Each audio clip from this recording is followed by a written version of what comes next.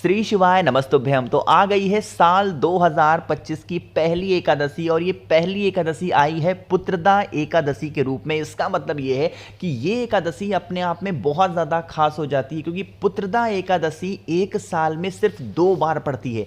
एक तो आपकी जनवरी में पड़ती है और दूसरा आपकी शायद मुझे याद नहीं आ रहा है बट शायद दीपावली या फिर होली के आसपास पड़ती है। साल में 2 या 3 ही बार पुत्रदा एकादशी पड़ती है और ये आपके पास में पहला मौका है। काफ़ी ज़्यादा लोग कंफ्यूजन है, भैया पुत्रदा एकादशी का व्रत तो हम हमेशा रहते हैं और इस बार तो हमें स्टार्ट करना है, बट कब हम शुरू करें?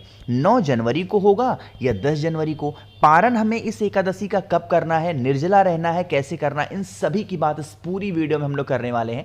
तो वीडियो को पूरा देखिएगा जिससे इसकी जानकारी आपको मिल पाए, ठीक है ना। देखो, सबसे पहले हम लोग पंचांग को, मैं इधर उधर की बातें नहीं करता, सारी चीजें आपको प्रूफ के साथ दिखाने की कोशिश करता हूं। यहां पे स्क्रीन पे आप सभी को एक पंचांग मैंने ओपन कर रखा है जो कि कितने तारीख का है? 9 जनवरी का। दिख रहा है आपको? चलो जूम करता हूं फिर आपको समझाने की कोशिश करता हूं। देखो, 9 जनवरी को क्या है? शुक्ल पक्ष की 10वीं तिथि कब स्टार्ट हो रही है? 8 जनवरी को 2:26 यानी कि दोपहर में 2:30 बजे स्टार्ट होगी और ये 10वीं तिथि 9 जनवरी को लगभग दोपहर के 12:30 बजे तक रहेगी, है ना। अब यहां पे कुछ लोग कह रहे हैं भैया नीचे भी लिखा हुआ है शुक्ल पक्ष की 10वीं एकादशी स्टार्ट हो जा रही है 9 जनवरी को दोपहर में 12:30 बजे और ये खत्म होगी 10 जनवरी को सुबह 10:30 बजे। देखो, मैंने सबसे पहले तो यहाँ पे सूर्योदय और सूर्यास्त की बात हम लोग बाद में करेंगे। सबसे पहले अगर आप लोगों ने गुरु जी की कथा को ध्यान से सुनते होंगे, उन्होंने 100 बार कम से कम कहा है कि जब भी हमें एकादशी का कोई भी व्रत रहना होता है तो वो व्रत कभी भी 10वीं तिथि के साथ नहीं रखना चाहिए। इसका मतलब जो ये 9 तारीख की तिथि जुड़ी हुई है वो किससे जुड़ी है? 10वीं तिथि से। इसका मतलब सूर्योदय किस कब हो रहा है, कब नहीं हो रहा है, इससे हमें मतलब है ही नहीं। जब ये 9 तारीख 10वीं तिथि के साथ जुड़ा है इसका मतलब व्रत हमें 9 तारीख को तो रहना ही नहीं है। अब तो ये चीज बिल्कुल फाइनल हो गई कि हमें व्रत कब रहना होगा? 10 जनवरी को। अब अगर हम सूर्योदय की बात कर लें तो 10 जनवरी को कब हो रहा है? 10 जनवरी को जब आपका एकादशी लगेगी तो कब है? 10:19 तक रहेगी। इसका मतलब सूर्योदय के समय 10 तारीख रहेगा, तब तो वैसे ही मान लिया गया कि एकादशी कब होगी? 10 जनवरी को। इसका मतलब मेरी जितनी भी बहनें, मेरे जितने भी भाई व्रत रहना चाहते हो वो 10 जनवरी 2025 को पुत्रदा एकादशी का पावन सा व्रत रहेंगे, है ना। कुछ बहुत सारी बहनाएं कहती हैं कि भैया क्या इस व्रत को निर्जला रहना चाहिए? मैं आपको बता दूं, जो पुत्रदा एकादशी होती है वो अपने आप में बहुत विशेष होती है ना, इसलिए इसमें मैं कोई टीका टिप्पणी नहीं करूंगा। आपके यहां अभी तक जैसे आपके सास ससुर, जैसे आपके देवरानी जेठानी, जैसे आपके बड़े जो भी जिस भी प्रकार से रहते अभी तक चले आए हैं वैसे आपको भी व्रत रहना है, ठीक है ना। इस चीज का ध्यान रखिएगा। अब मैं ये नहीं कहूंगा कि ये निर्जला रहना है या फिर नहीं रहना, ये आपके ऊपर मैं छोड़ता हूं, है ना। अब तीसरी बात हम लोग कर लेते हैं कि भैया पारण हम लोग कब करेंगे? पारण आपको द्वादशी तिथि पे करना है और द्वादशी तिथि कब है? 11 जनवरी को। ध्यान रखिएगा, पारण की शुरुआत जब भी आप करेंगे क्या खा के करेंगे? चावल खा के करेंगे। जिन भी मेरी बहनों को डायबिटीज होगा यानी कि शुगर के जो पेशेंट हैं वो चावल का सिर्फ 2 दाना खा लीजिएगा, फिर पारण आपका कंप्लीट हो जाएगा। उसके बाद आप जो भी खाना चाहें आप खा सकते हैं, लेकिन शुरुआत किससे करेंगे? चावल से ही शुरुआत करेंगे पारण का, तभी आपका जो एकादशी का व्रत होता है वो पूर्ण माना जाता है। मेरी बातें समझ में आई कि आप सभी को? तो करिएगा जरूर। तो पहला आप लोग को ये चीज समझ में आ गई कि एकादशी कब है, पारण कब करना है, व्रत कैसे रहना। अब हम लोग यहां पे बात करते हैं कि पुत्रदा एकादशी पे कौन से ऐसे हमें उपाय करने चाहिए जिससे हमारे घर में सुख शांति और समृद्धि बनी रहे। तो पहले उपाय की बात हम लोग करने जा रहे हैं। देखो, इस पहले उपाय को करने से हमारे घर में अगर बहुत ज्यादा क्लेश होता है, बहुत ज्यादा लड़ाइयां होती हैं, चाहे वो हस्बैंड वाइफ को लेकर के हो, भाई बहन में हो, सास ससुर में हो, देवरानी जेठानी में हो, कहने का मतलब है घर में शांति ही नहीं होती है, तो आप इस उपाय को करेंगे। इसके लिए हमें 2 चीजों की जरूरत पड़ेगी। यहां पे आप सभी को कुछ लाल कलर का पाउडर दिख रहा है, ये क्या है? ये लाल चंदन नहीं है, ये क्या है? इसे हम लोग बोलते हैं कुमकुम, और बहुत सारे लोग इसको क्या बोलते हैं? रोली, है ना। आपके पास में कुमकुम हो, रोली हो, कुछ भी ले लो। अब उसके साथ ही साथ हमें क्या लेना है? एकादशी का दिन है तो हम हल्दी कैसे भूल सकते हैं? तो आपको लेना होगा 1 चुटकी हल्दी और 1 चुटकी आपको कुमकुम। इसे लेकर के अगर आप मंदिर जा सकते हो भगवान हरि के, भगवान नारायण के, तो वहां पे चले जाओ। अगर आपके घर के आसपास में भगवान हरि नारायण का मंदिर नहीं है तो आप पे घर में होंगे, वहां पे कर लो। क्या करिएगा? देखो भगवान जो नारायण है ना, एकादशी पे इन्हीं की पूजा होती है, पता है आपको। इनका जो राइट पैर होगा यानी कि दाहिना पैर होगा, और इनका एक लेफ्ट पैर होगा यानी कि बायां पैर होगा। जो इनका दाहिना पैर होगा, राइट पैर होगा, उस पर आपको क्या चढ़ाना है? हल्दी चढ़ाना है। और जो इनका लेफ्ट पैर होगा, उल्टा पैर होगा, उस पर आपको क्या चढ़ाना है? कुमकुम चढ़ाना है, ठीक है ना। बस, और इसके अलावा आपको कुछ भी नहीं करना।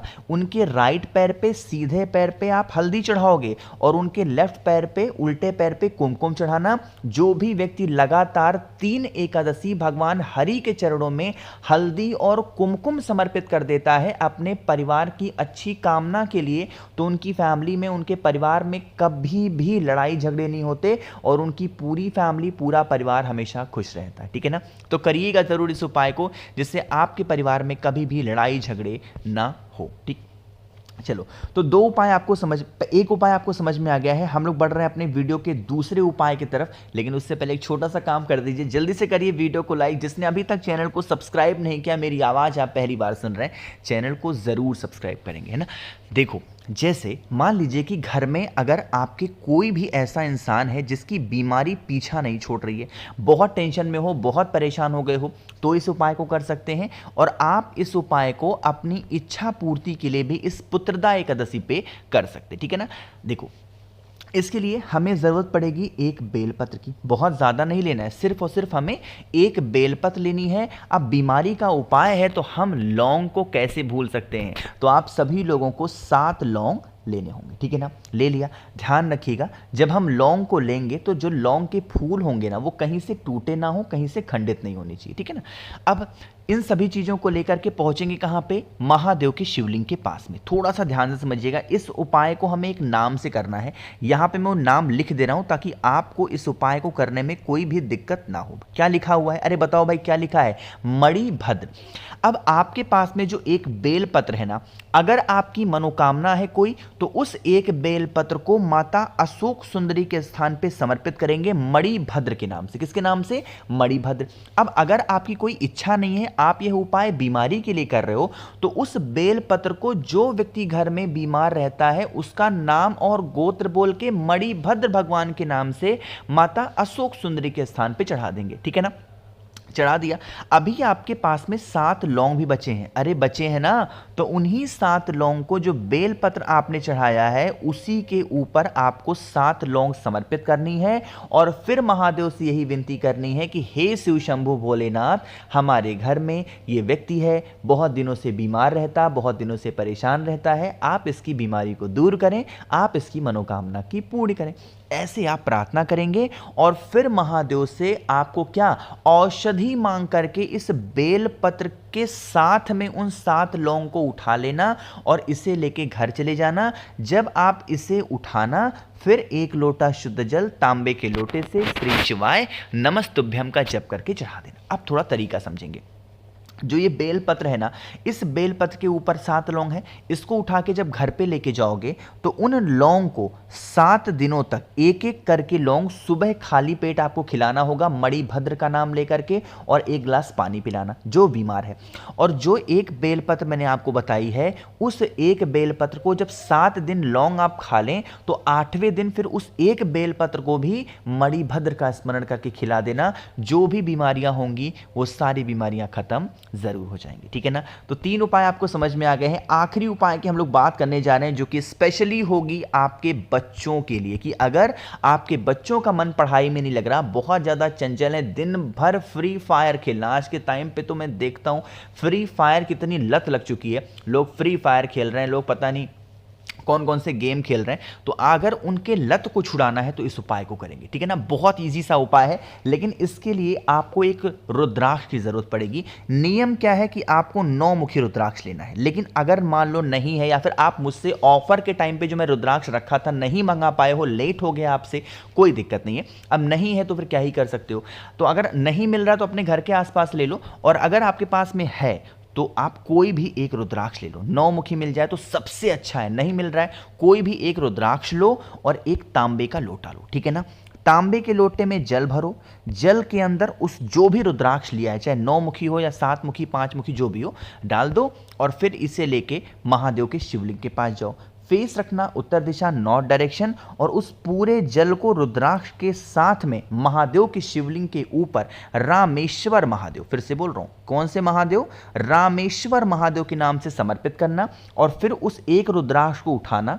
जो भी बच्चा आपके घर का चंचल है, दिमाग नहीं काम करता उसका पढ़ाई में, उसके कमरे में मात्र रख देने से आपके बच्चों का जो माइंड होगा वो बहुत तेज होगा। खासकर पुत्रदा एकादशी पर इस उपाय को आप करते हैं तो आपको बहुत फायदा होगा। बाकी मैंने कोशिश की आप सभी को हर एक बातों को अच्छा समझाने की। तो साल 2025 की पहली एकादशी आई है पुत्रदा एकादशी के रूप में, तो आप सभी लोग को करना है उपाय को। बाकी वीडियो पसंद आई हो तो लाइक करिएगा, कुछ पूछना है नहीं समझ में आया नीचे कॉमेंट सेक्शन में पूछें। और मेरे जितने भी भाई बहन आवाज़ आज मेरी पहली बार सुन रहे हैं, चैनल को ज़रूर सब्सक्राइब करेंगे। श्री शिवाय, नमस्तुभ्यम।